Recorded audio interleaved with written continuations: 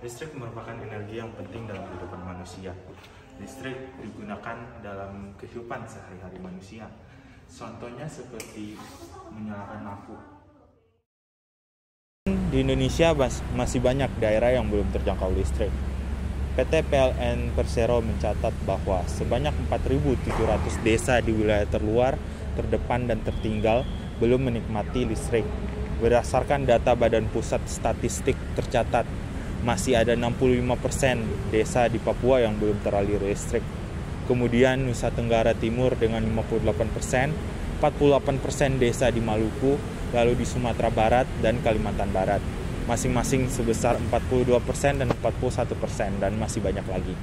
Sumber energi listrik yang banyak digunakan saat ini berasal dari pembangkit listrik tenaga uap yang bahan bakarnya dari batu bara. Batu bara menghasilkan emisi karbon yang dapat mencemari lingkungan dan mengakibatkan pemanasan global. Untuk mengatasi pemanasan global, kita beralih menggunakan energi terbarukan. Salah satu contohnya adalah pikohidro. Pikohidro dapat mengatasi permasalahan kekurangan listrik pada daerah terpencil dan juga dapat mengatasi permasalahan pemanasan global.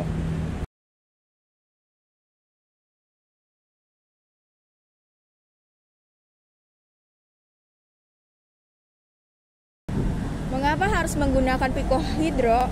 Pikohidro merupakan salah satu alternatif dari pembangkit listrik skala kecil yang bisa menggantikan energi konvensional.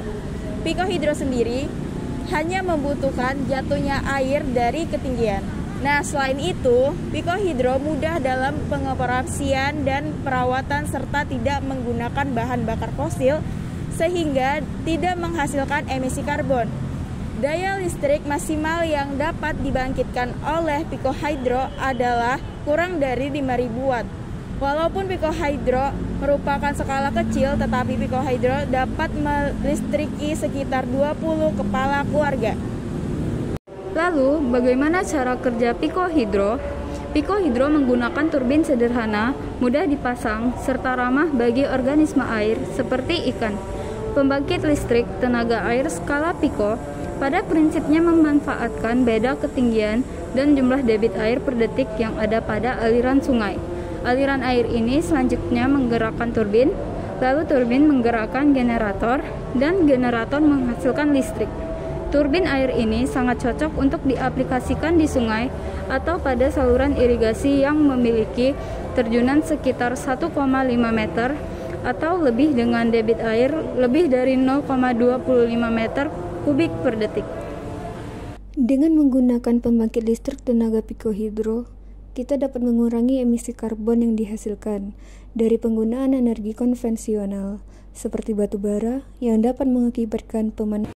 Tidak hanya itu saja loh, dengan menggunakan pikohidro adalah jawaban untuk mengatasi permasalahan keterbatasan listrik di daerah atau desa terpencil yang ada di Indonesia. Ayo gunakan pikohidro!